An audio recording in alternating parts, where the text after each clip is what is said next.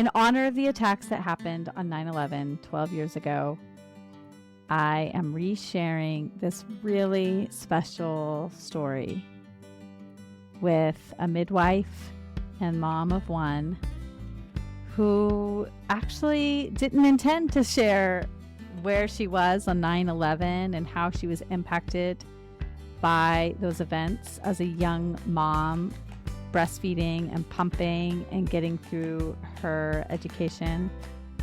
But this story highlights how so many working mothers who were separated from their babies at the time must have been feeling, and shows us what separations during times of tragedies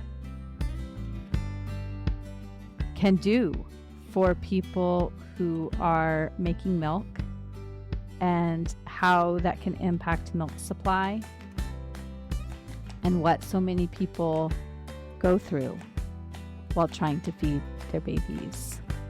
And in her case, her baby was old enough that it worked out okay. So as you listen, think about the sacrifices that you have made to feed your babies.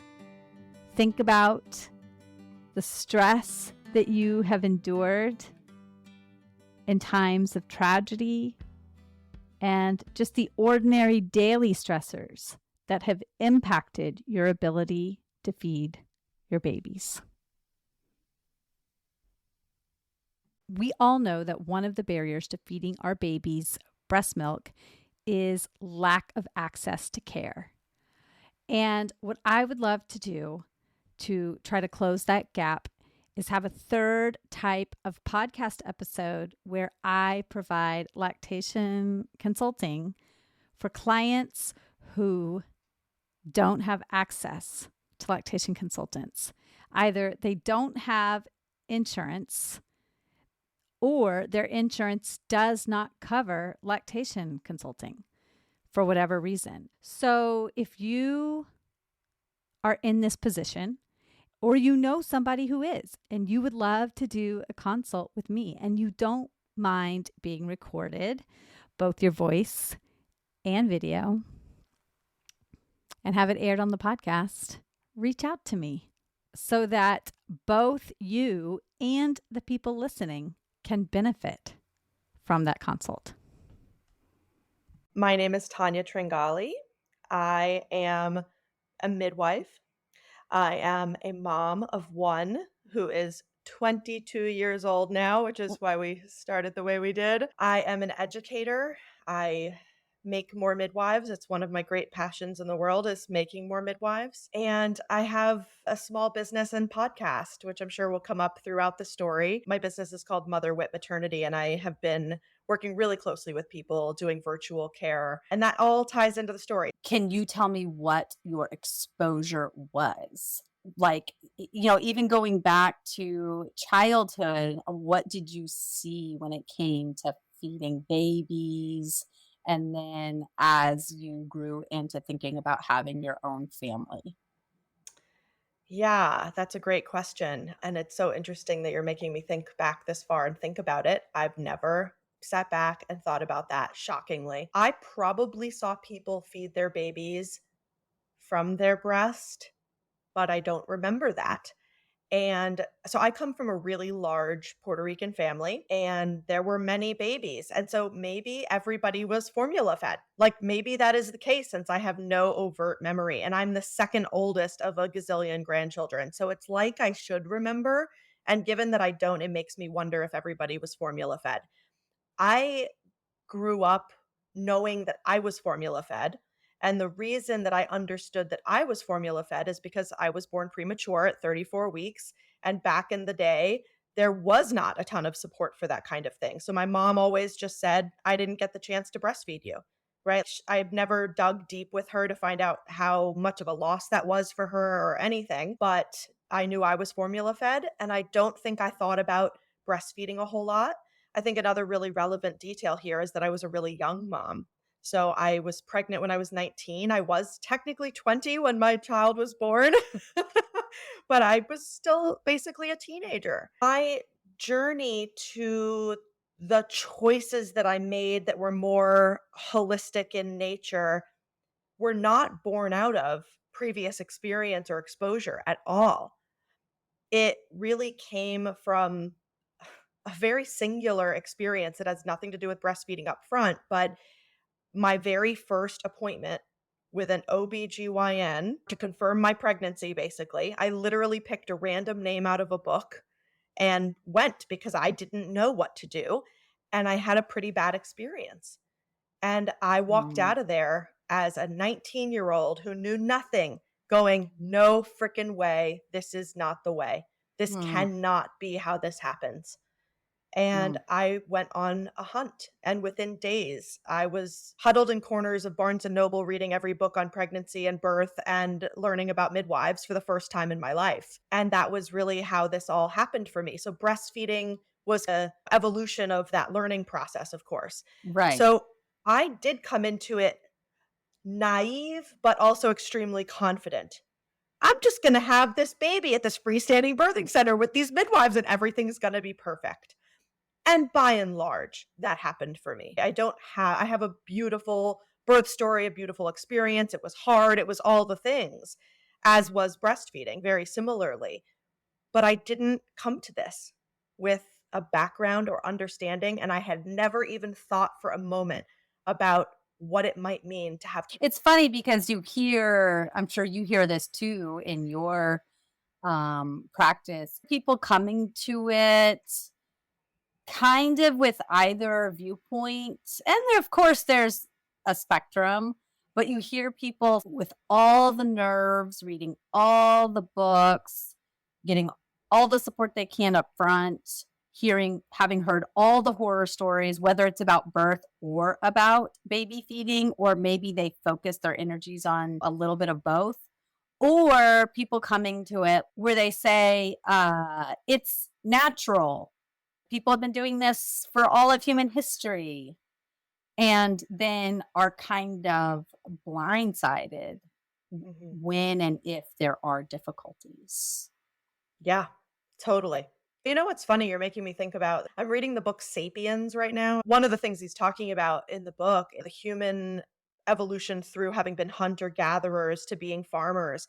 And there's this part where he's talking about how quickly in the span of one generation these skills are lost. So even though farming comes with a huge bunch of other problems and maybe life in a certain sense would be different or better if we had remained hunter gatherers, within one generation, our skill of being hunter gatherer was gone.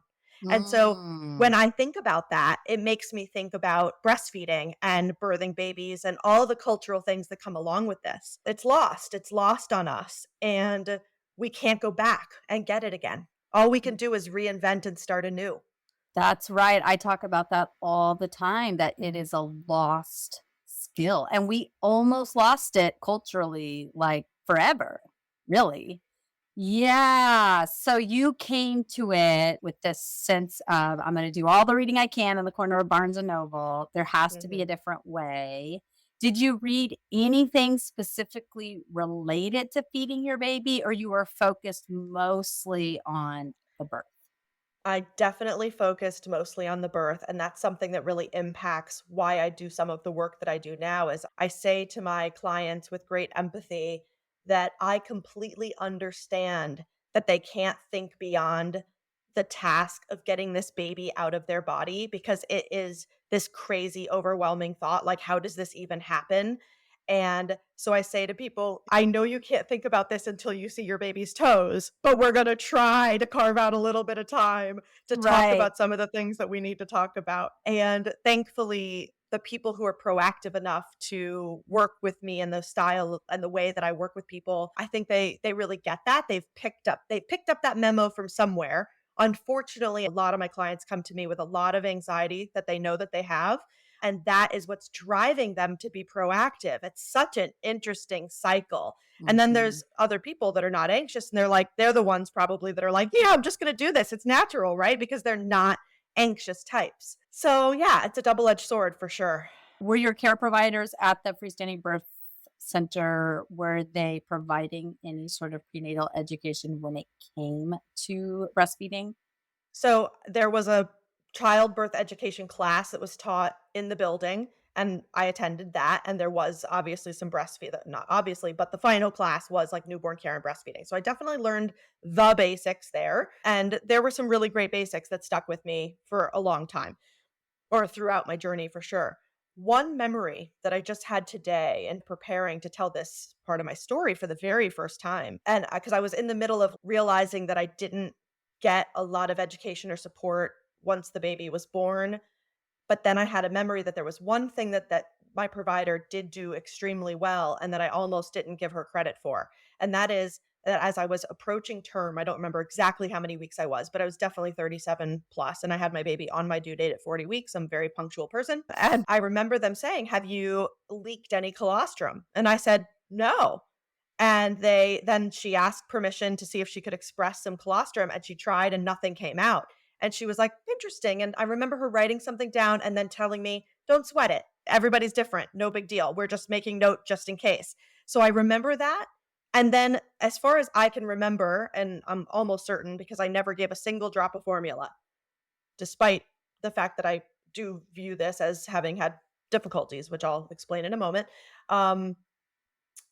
My milk came in just fine, right? Everything seemed to be fine in that department. And I didn't know enough to be worried, and they did a good job at not worrying me excessively, but I don't feel like anything else really happened to help me after that.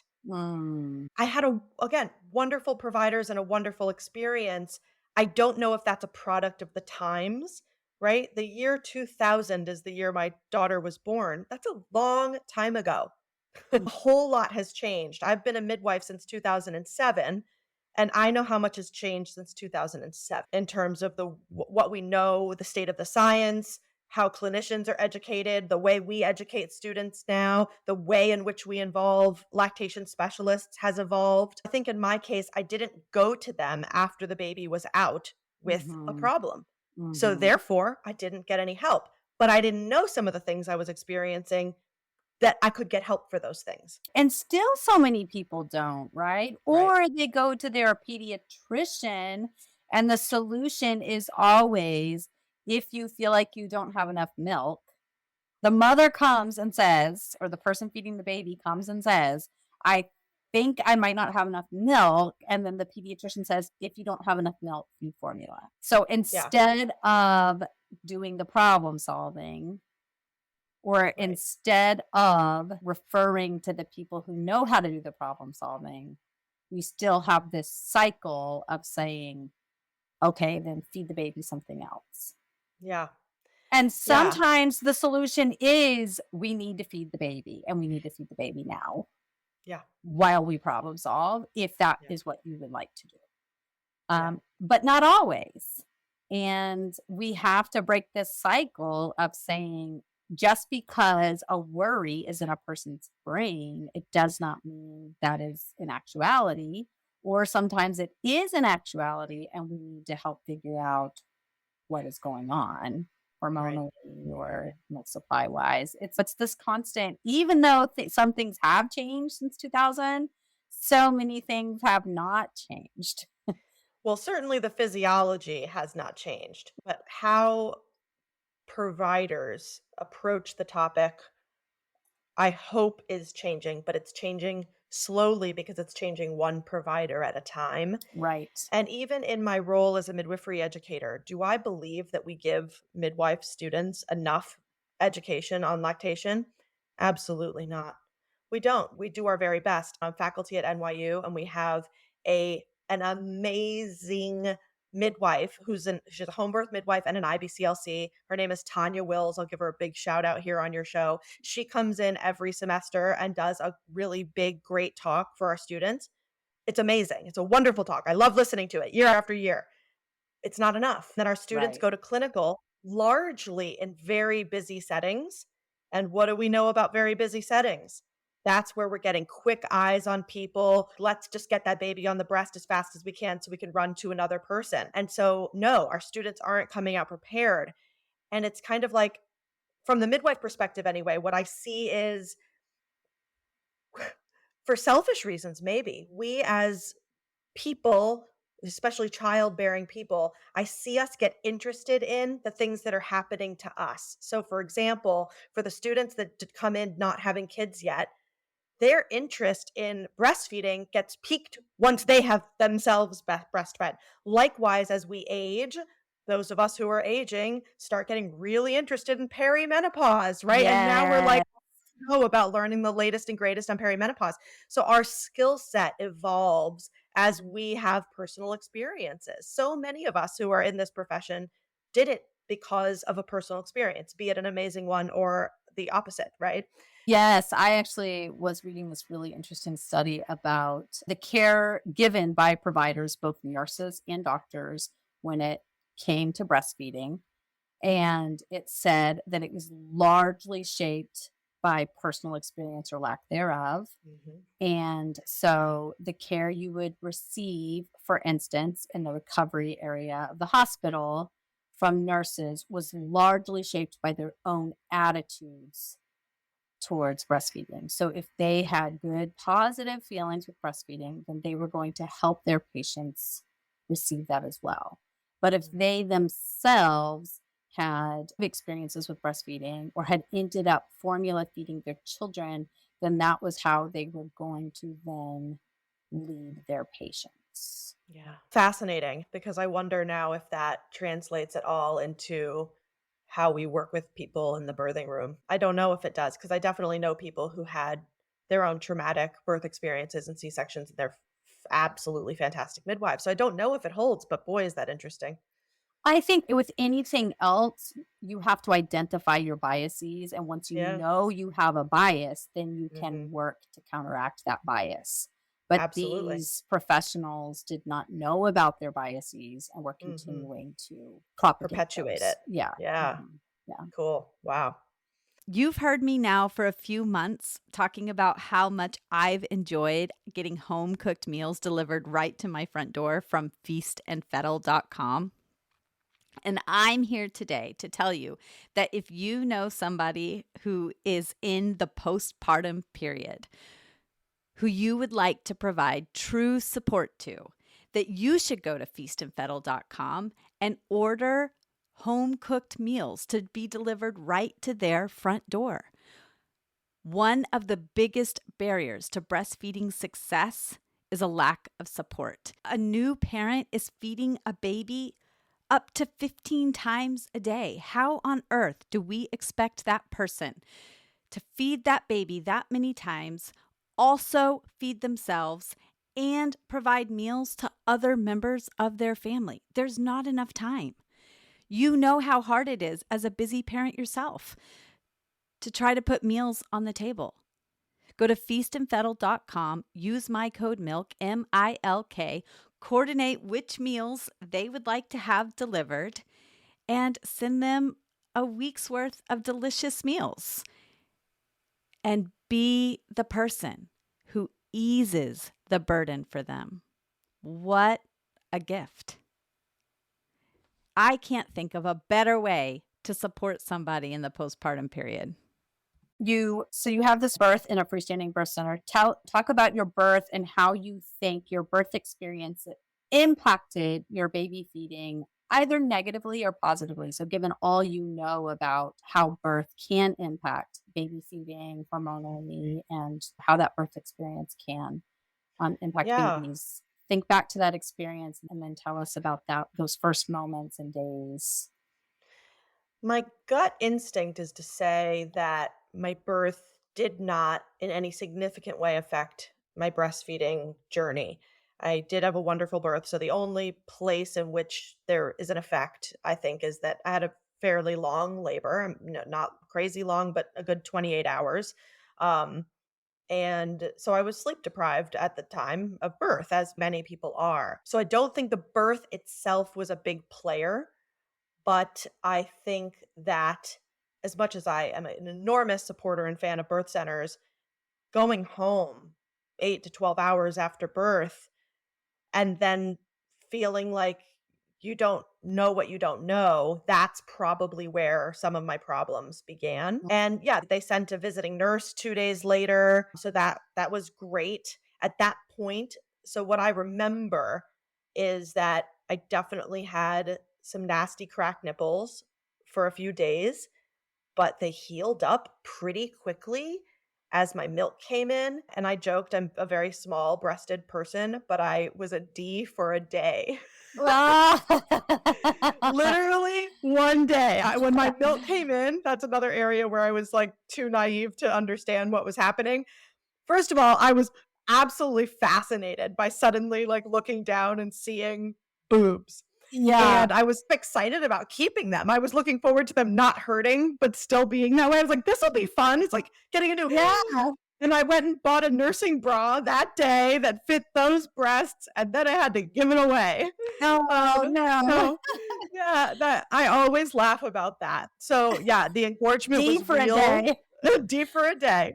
The engorgement was real, but it was brief. And the cracked nipples, I still remember how horrible that was. The like toe curling, horrible pain, but they healed quickly. And I never had a problem like that again. I never had mastitis. I never had anything else. And I breastfed exclusively for exactly 18 months. So the thing is, it's like, okay, is that all there is to it? Almost. The one big thing that stuck with me throughout is that I started working as a doula literally the day I was 6 weeks postpartum. I attended my Whoa. doula trainings while I was like in the first weeks postpartum, brought my baby with me, the whole bit. I started attending births. Then I went very quickly, 3 births. Forget this. I'm going to nursing school. Very quickly, I'm going to midwifery school. Like it was just one after the other. So I was away more and more with time. And that is where I started to feel like I was fighting for my milk supply. Mm. And I was so attached to exclusively breastfeeding. It was never even a thought that I would give a drop of formula. But from the very first time I pumped in a bathroom stall that was dirty and gross, I couldn't get milk into that darn thing. So I pretty quickly understood, or thought I understood, that my milk transfer, I didn't think in these words yet, but that my milk transfer directly to my baby was probably fine, but that it was just that I had a problem with the pump. I don't know if that's actually true, of course. I have no way of knowing. My baby measured consistently in the 5th percentile for height and weight her entire life. She is still very short. My child is a grown woman who wears a size 5 shoe. She's a small person. Yeah. I'm not a big person and she's smaller than me. So I always believed, as my pediatrician did, that she was constitutionally small. Little inkling in my mind, not a ton, that maybe that was evidence of something, but she never dropped off. She was a little baby and remained a little baby. So I let that thought go, but it's something I sit with as I think through things carefully with all this hindsight. So the more and more I was away and the more I needed to pump, the more stress there was to pump milk and the harder it got to pump milk. And I eventually got to the point where even nursing her, it was clear I wasn't like totally satisfying her. But she also became super resistant to bottles, like right away. She was a baby that practically refused a bottle. I'll never forget the day that with her gummy little gums, she ripped a nipple out of the bottle and like threw the bottle of milk across the room, which was so sad. You know, that loss of milk that's so sad, especially when you're struggling for it. So I changed her over to a sippy cup at a much younger age than you're supposed to, and that worked fine. So she would get a sippy cup of my breast milk while I was away. I made a big habit. The one thing I figured out on my own, and I recommend this to people all the time, and very few people actually like to do this, but I recommend it anyway. For those that the trick I learned was that I had to pump while I was nursing to take advantage of my actual real letdown with my human baby. So you would nurse on one side, pump on the other side with the electric pump. Yep.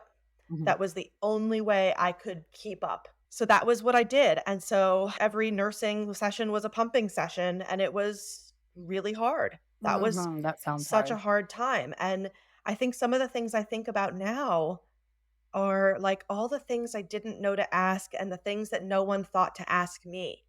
Like there was no check-in at that point. And don't blame my providers at this point, because now I'm months postpartum. So unless you come to them, they don't know. They're on to the next group. But I didn't go to anyone to say, hey, my milk supply is dropping and I'm really fighting for it. What can I do? So I never got those answers. Don't know if I would have. With check your phalange size, like all the tricks in the book that I didn't do any of them. I now know that the flange that comes with the breast pump is rarely the right size for everyone. I was probably not using the right size. So for 20 plus years, I was not 20 plus years because I've had these thoughts for a while, but I was chalking up my experience to a lack of oxytocin because I was in a dirty bathroom. And not to say that wasn't it, but that is what I spent a number of years believing was at the root of why I couldn't pump. But now I look back and think of all these other tricks. No one taught me that maybe I could do some like power pumping after I checked the phalange. So, like all the different things that I know to say to people now as suggestions, I got none of that. I learned those tricks from IBCLCs throughout my career. I didn't learn them in midwifery school. It's like the only way most of us learn this stuff when specific to lactation is to befriend very good and as many as possible IBCLCs. And you were on an island. Yeah. You were on an island, even though you were in the birth world, surrounded by people who were interested in this type of thing and providing support to people. You were going to nursing school and midwifery school, maybe not midwifery school by the time you were probably done pumping by then. Yeah. You know, you were surrounded by people who cared about this type of thing, but it can feel hard to be surrounded by it and be supporting other birthing people and to be struggling, I can imagine, with your own milk supply. Totally. And something I just remembered that's really sweet is one of my first births as a doula, it was my second birth. I actually had a hand pump when I attended my first birth and going into my second birth. I didn't own an electric pump. And I was so new at being a doula that I wasn't charging much in the way of money. And the person who I was working with was so grateful for my services even before the birth that she gifted me, I believe it was on the day her labor started, she gifted me my Medela Pumpin' Style. Oh my goodness, that's amazing. Yeah. I love that story. Yeah, I'm just like, I didn't forget that per se, but I haven't thought about that in a really long time. So I was like, oh my God, I have a double electric pump. This is incredible. And I thought that was going to be a game changer. Pre-Affordable Care Act, when anyone who had insurance could get That's why I didn't have one, because they were expensive and I didn't understand the value yet. Right. But then suddenly, like by the time I was in nursing school, I was like hauling my like briefcase style, pumping style into the NYU dirty bathroom. And using the ice compartment and all of that. Honestly, even on 9/11, I was stuck in a whole other crazy thing. I was stuck in the city, separate from my baby. Towers fall. And hauling my pumpin' style and huge fat textbooks in a backpack all over New York City trying to figure out what I was supposed to do before I even understood what was going on. That's a whole other trauma. But yeah, crazy times to like think about that breast pump. So can we go back to that on that day on 9/11? Are you willing to talk about that for a minute? Because oh yeah, sure. Okay, so you were pumping. You were an NYU nursing student. Yeah, I have to think of how old my daughter was at that point. So it was the first week of nursing school at NYU for me. So September 11th was the very first week of school. Okay. It was like maybe it was a Thursday or something. I can't remember the day of the week, Wednesday or Thursday. And I was in anatomy and physiology lab. But let me just think real quick. So she was a little over 1 already. I was still obviously pumping. Yeah. And you remember lugging around your big pumping bag. Yeah. And where was your daughter? Did you have her? Was she in daycare? She was with her dad at home in Williamsburg, Brooklyn. And anyone who knows that skyline knows, well, from the part of Williamsburg that I was in, you could open your window. I could open my window and look out the window to the right, and I could see the two twin towers. Just straight perfect view. The crazy part of that story is that one of my good friends who lived on Staten Island was babysitting for me while I was just getting settled in nursing school, figuring out how this was all going to go. And she would take the Staten Island ferry to Lower Manhattan that gets off at the towers, pick up my daughter, and sometimes take her back home for the day. So I didn't know where she was. I didn't know if she was too close to the towers at that point. But the long story short, she never made it out of the house because my friend was on the ferry that swooped in, took people onto the ferry, and turned around and went back to Staten Island as the first tower fell, or before the first tower fell, however that timing played out. So my daughter was home with her dad at that time, thankfully. But I was trying to figure out how the heck to get back to Brooklyn. And so were you even, there's so much to the story, but were you even thinking about your milk? No. Oh, yeah. Okay. Yeah. I Because ended up at my partner's job. So she worked for the United Teachers Federation at the time, and I knew where her work was. So I walked from Washington Square, which is like a southern part, but north of the towers. I walked further north because that seemed to be the right thing to do. She was on like something like 23rd Street, and I went to her office so that I could be in a somewhat comfortable place to pump and figure out what was going on in the world. Because at that point, I still thought we were under attack. That's what I right, thought was happening. I right. didn't understand. As so many people did. Yeah. Yeah, we were, but not the whole city. And I thought we were like being bombed or something. Everybody. I did Right. not Yeah. understand. Yeah. Okay. So I just want to stop for a minute and honor all the people in New York City who that day were young parents producing milk for their babies and had to both figure out like where they were going, how they were getting home, how they were getting to their children, and get milk out of their bodies. Yeah. Like, we think about the labor of milk making, and my mind is just blown right now that on a day like 9/11, think about all the people who are making milk and still had to keep making milk Yeah. on a day like that. And you were one of them. Yeah, I never really thought about it before. And I'm realizing, so I finished doing the math that I wasn't able to do well while I was like rushing to make that thought. I officially stopped breastfeeding 2 months later, it seems, by my math, because I Yeah. breastfed until she was 18 months old. So it seems that's where that falls. So I'm like, oh, could there have been a stress relationship there? Because I no longer remember where the big dips were. But what I do remember for sure is that in those final weeks or months, I remember like literally nothing coming out but drops. And I eventually stopped pumping because it was a useless endeavor.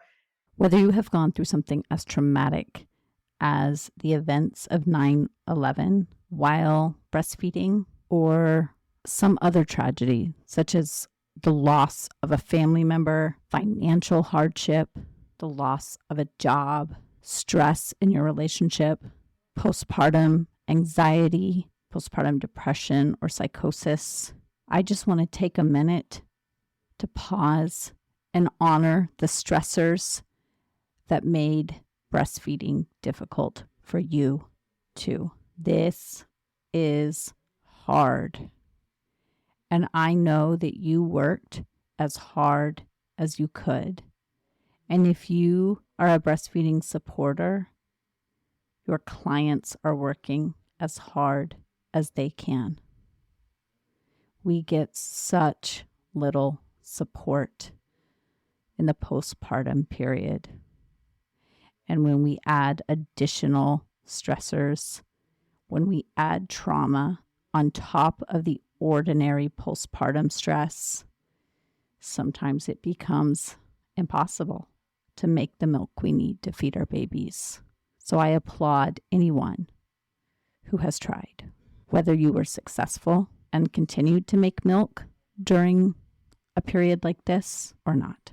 And then the reason I stopped nursing was because I don't know for anyone out there who's ever nursed when milk is not coming out, it just doesn't feel the same. It becomes this kind of agitating, annoying feeling because your baby's trying to figure out how to get more milk to come out. And not only are they frustrated, but even if they are just sucking and a little pacifier, it just isn't the same. And I would be like managing my emotions at that point and trying to figure out what I was supposed to do, but I didn't. Weaning was not taught to me, right? Like, how do you wean a baby? I didn't know how. That's something I work with people very closely on, whether they're weaning really early or later in the game. And so that was definitely one of the most difficult parts that I haven't thought about. Yeah. So not only were you dealing with being right there during this really traumatic event for the entire world, really. But now the additional trauma of losing this breastfeeding relationship, that worldwide trauma contributed to. That Yeah, is, it might have. yeah, that's something else, really. And we talked about having low oxytocin and that contributing to your low milk supply, pumping the dirty bathrooms. Of course, when you experience an event like being separated from your baby during an attack like 9/11, and then all the after effects of that, of course it's going to be hard to get them for a long time after that, which then contributes to lower releases of prolactin over time. Yeah, definitely. Wow. Thank you so much for being willing to share that story. Wow, I didn't even know that was coming. Yeah, I I told know. you before we did this that I have never tried to tell this story, so I actually didn't even know what was gonna come out, what I would remember. And I again remembered a couple details that were interesting to me before we spoke, and then speaking to you, I'm remembering even more. It's just such a crazy experience. Yeah, it really is amazing to go back and think about these times. A lot of people really do. We talk about our birth stories a lot more. And so you talk about not really knowing how to wean. Was it hard for your daughter, that weaning time, when you didn't have a lot of milk and you were feeling so many emotions about being so uncomfortable? I'm sure it must have been. My memories are a little scattered on that. Mhm. What I remember most is that each time she came to the breast, she was never satisfied the way she had previously been. Like, she never fell asleep at the breast anymore. She was always like a little grunty and squirmy and frustrated. And I was feeling the same. So there was this whole like, if I could just relax, this would be Right. better. So making the decision to stop was hard, but 100% was the right decision. And the thing that eased the transition, which I look back and it's one of the most adorable things, even though it's absolutely disgusting. So, those really thin, bigger burp cloths that are meant to be cloth diapers, but the really big, thin ones, right? At some point, when she was a newborn, we'd gotten a pack of those, whatever. So they were like burp cloths over the shoulder. My daughter always did this thing with her little fingers over the shoulder. She would start gathering it up and shoving it in her mouth. Maybe Uh-huh. this is a sign that she was still hungry. All these years later, I am literally thinking this thought for the first time right now. But anyway, she would put it in her mouth and she would suck on a little piece of the diaper cloth. And she was like Lionel in Snoopy. Oh my God. Okay. So as she learned to like crawl and stand, there was always this freaking blankie. We called it the blankie, but she had 24 blankies because we would change it out because it was disgusting. So Right. as she got a little older, she would switch out the piece and get a clean piece and switch it out and get a clean piece. And they would get stinky and they would get dirty. It was just awful. So as we got rid of the blankie officially on her first day of kindergarten. So what started to happen, we started with 24 blankies and we never replaced them. When they got too gross and had to be thrown away, the supply just got whittled down and she was down to 2 or 3 as she started kindergarten, and we put them away and she never got it back. And it went away. She got over it. But I think she just really liked to suck, but she didn't suck her thumb. She never took a pacifier. She detested bottles. So I don't know why this was because certainly it wasn't for like lack of being given the breast, because I co-slept until I had a 7-year-old, for the record. I don't necessarily recommend this, but I had a baby in my bed until she was 7. The story of how I got her out of my bed is actually a fun one too, but she had access to the breast all the time. She breastfed all night long and we learned how to do that. So yeah, I don't know how hard it was for her. I said we called it the blankie and I'm completely lying. We called it raggy. It was called raggy. Oh. I said even better. blankie because of talking about Lionel. I Right. knew something wasn't right with that. It was called raggy. It seemed to me that in some capacity, she used Raggy as her transition out of breastfeeding. But I Okay. don't even know if I understood that at the time, because she started doing that as a newborn, like taking it Okay. from my shoulder and shoving it in her mouth. So again, Okay. that the thought that I'm having right now is, was my baby always hungry? Yeah. Okay. So all of this, we've heard a little bit about your professional journey as you entered your motherhood journey, specifically related to breastfeeding. But you became a midwife, and then slowly over time, you've built up, in addition to teaching for NYU, you've built up your own business as well, Motherwit. So tell us how this kind of led you, all of your learnings over the years and your own experience as a mother. How did this lead to building your own private practice, and how do you support people in their birth and postpartum journeys? Yeah, so I did what we in the midwife world call full scope, full time, full scope practice for 15 plus years, meaning I saw people in the office and caught babies in a hospital. I did all the things, primary care, GYN, all of it. And our modern medical system is broken. We all know that. Everybody listening to this show, I think, knows that to some degree, or they're in the process of learning that. And that brokenness doesn't only affect consumers of healthcare, it Mm-hmm. affects the givers of healthcare as well. Absolutely. And so for a number of years leading up to my daughter going to college, I knew I was going to have to make a change in my life, that this wasn't sustainable for me anymore. I felt that I couldn't provide the kind of care that I believed people deserved. I saw every shortcoming of our care more and more clearly and acutely as time went on, and it was eating me up. And so I really wanted to give people what I thought we weren't giving them. And the idea started in one place, and it has certainly gone to many other places, as these entrepreneurial endeavors typically do. For me, it started with fitness in the perinatal period, in that I really believed that fitness and nutrition were like the tools we weren't tapping into, that we in healthcare, no matter what you are, what profession you technically fall into, we don't get enough education in it. We get next to no education in it, in fact. And yet Mm-hmm. all of our clients come to us with very particular questions about these topics that we are not able to answer. And so we say whatever the heck we want, whatever comes to mind, whatever we think we've heard someone say before us. We're not speaking truth. Not to mention, the existing guidelines on things are incredibly vague. They're not always based on evidence, despite calling themselves evidence-based guidelines. So we don't have a lot to work with as healthcare providers. And so this is not about shaming any individual. I am that individual.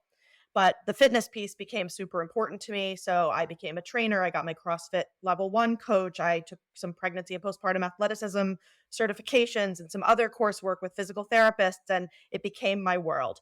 And it started that I wanted to work with people around this idea of keeping people active through pregnancy, helping them get back to their activities postpartum. But what ended up happening was, especially those people who were postpartum, half of our sessions would turn into something else, lactation or whatever it was that they needed. And got mental health, crying on the floor, we're doing that instead, whatever. The people's time became people's time.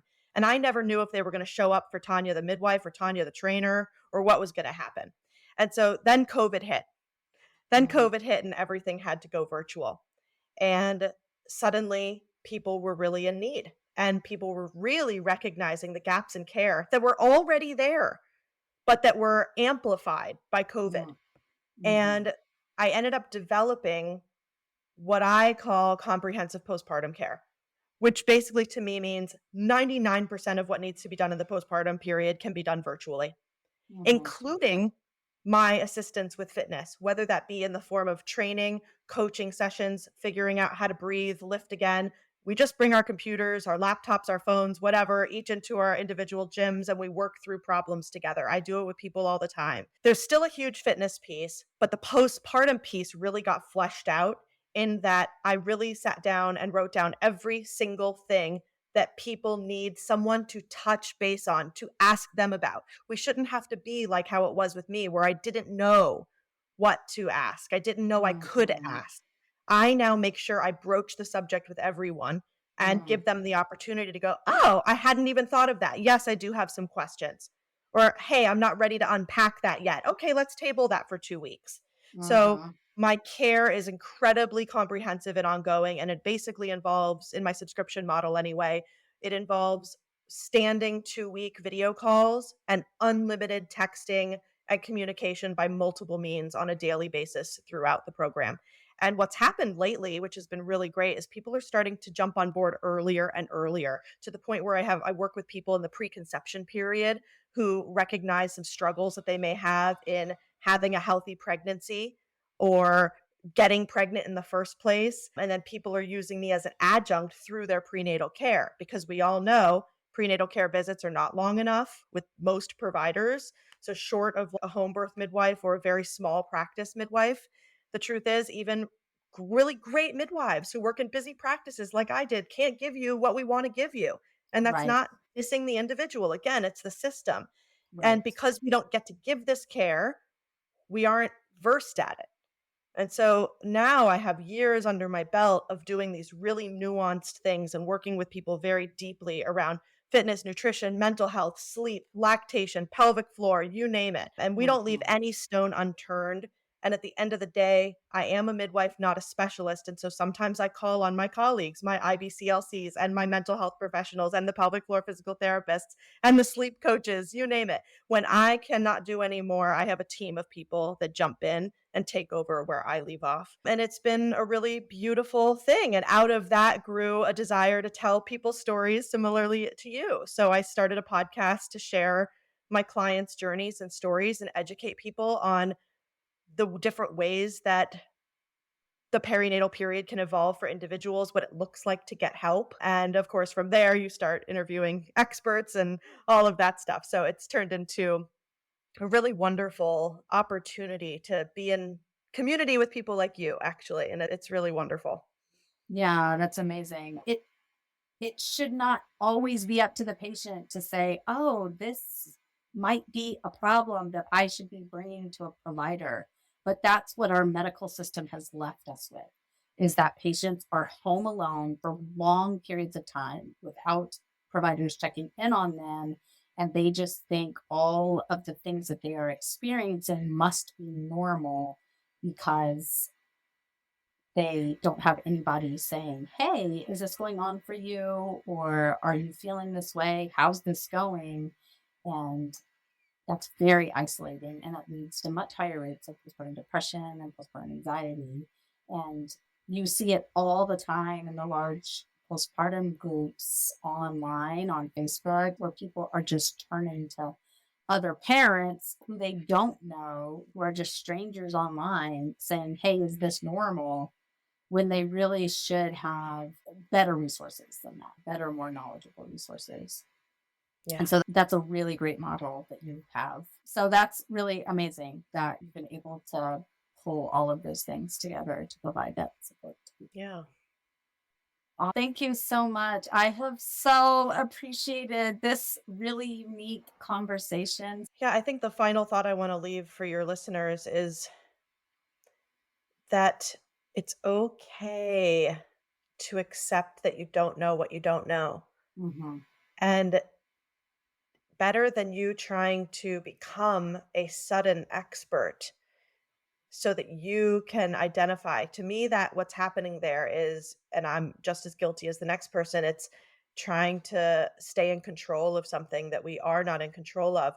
Your better bet is to line up help. And I don't even mean that you need to pay me or Low or anyone like that. But what does help look like to you? How do you, there are plenty of free resources out there.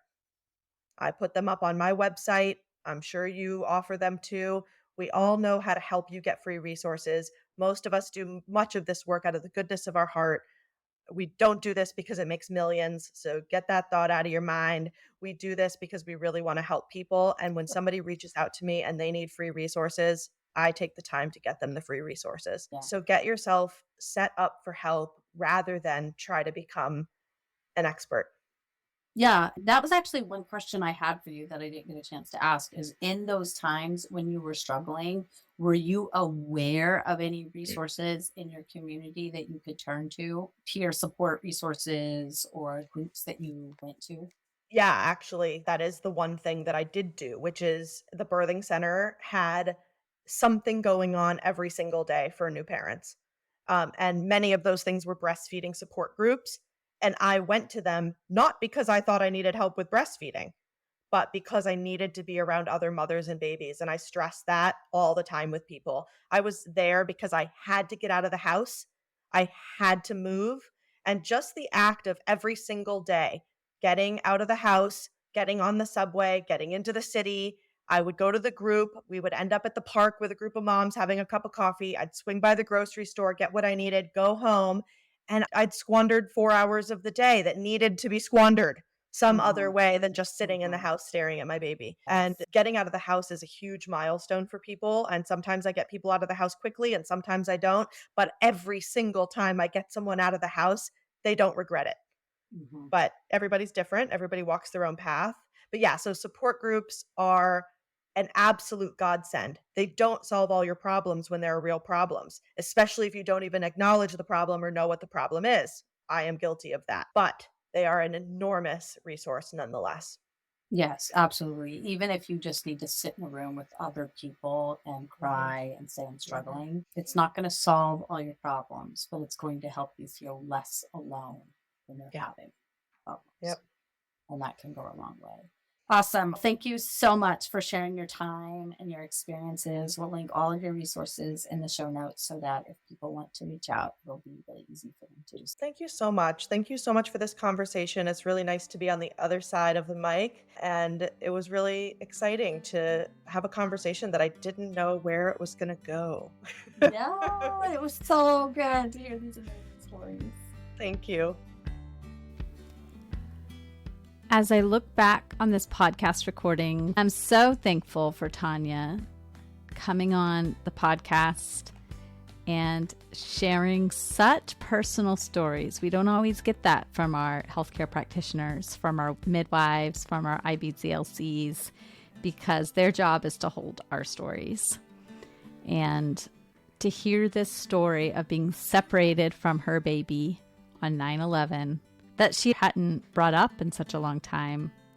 I'm in awe of people like Tanya, who at such a young age was able to recognize the systemic barriers she faced and then work so hard to step into the gaps and work to remove those barriers. At first, she did that one patient at a time as she became a practitioner.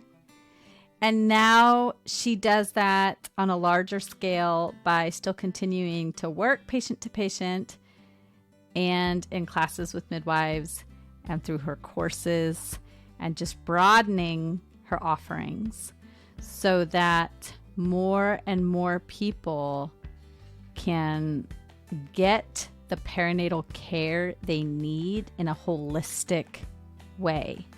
And I'm so thankful to practitioners like Tanya, who themselves experienced what giving birth was like in the industrialized age, and then said, you know what, this isn't okay. Let's figure out how we change it. Because it takes all of us working together to improve those gaps in care. Perhaps you are someone who needs to think about how you can help one person. And maybe you can help them by giving them a piece of advice or telling them they're doing a good job or passing along Tanya's information or my information if they are in a situation which warrants receiving professional help, or passing along the links to one of our podcasts or to both. Or perhaps you can help yourself or somebody else by signing up for feastandfettle.com and taking the load off by getting home cooked meals delivered right to your door and using my code MILK, MILK. If you live in Massachusetts, Connecticut, Rhode Island, New Hampshire, and now Maine. There's no reason to do it all. We just weren't meant to do that. Can't wait to talk to you again soon. Bye.